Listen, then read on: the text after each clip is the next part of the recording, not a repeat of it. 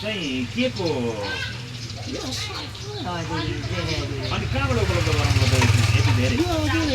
online दिएको हजुर यो रमाइलोमा मारेर भएको रहेछ हजुर रमाइलो भनेको यहाँ तल कोशी हजुर टफला दोकानमा हजुर यो पनि तर अरे हजुर पुछरको भयो पुछरको पुछर एउटैको हो अरे यो सबै यो चाहिँ होइन भिन्दै हजुर अर्कै ए यो अर्को यो यो चाहिँ हजुर कति सालदेखि यो लगाइरहनु भएको छ यो मैले लगाएको त धेरै वर्ष भयो हजुर अहिले 12-15 वर्ष नै भयो हजुर पहिला पनि लगाइ नै राख्थेँ तर त्यो हाम्रो बाजेको पालाको हाम्रो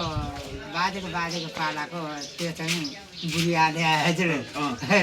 डराइदिएको थिएँ तर डरेन हजुर नडर्दाखेरि म चाहिँ फेकिदिएँ सबै लाग्यो अनि यो लाउनु भएको चाहिँ आफै निस्किएको यो माथिको यो आफै निक्लेको आफै निक्ल्यो है जे यो मेरो सानैदेखि नै भन्नुहुन्छ नि हाम्रो बाउले पनि नकाटिदिएको नकाट्नु भन्थ्यो तर पछि आएको चाहिँ भन्नुहुन्छ नि अलिक अप्ठ्यारो जस्तो लागेर काट्यौँ अनि स्याहार समार गर्नलाई अप्ठ्यारो त छैन अनि फेरि काट्दै लगेको थिएँ म साह्रो बिमारी भएँ अहिले 3 वर्ष भयो हजुर यो पाल्न थालेको फेरि बिमारी भएर अनि जाने मैले हजुर काट्नु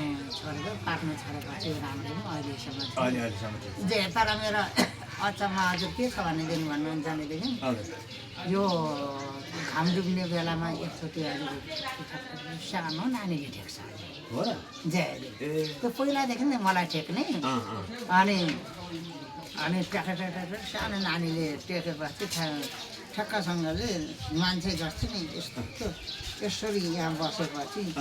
अनि टेक्नु छोड्छ त्यहाँदेखि केही थाहा भयो अनि यो अनि फेरि जस्तै निन्द्रामा छु हजुर अनि 4 बजी हजुर त्यस्तो है जय हजुर अनि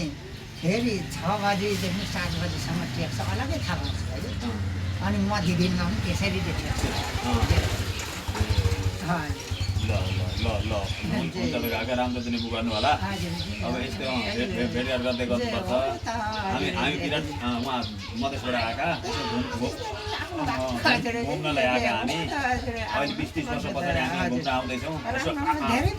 हजुर आउनु भएको रहेछ आशीर्वाद दिनु होला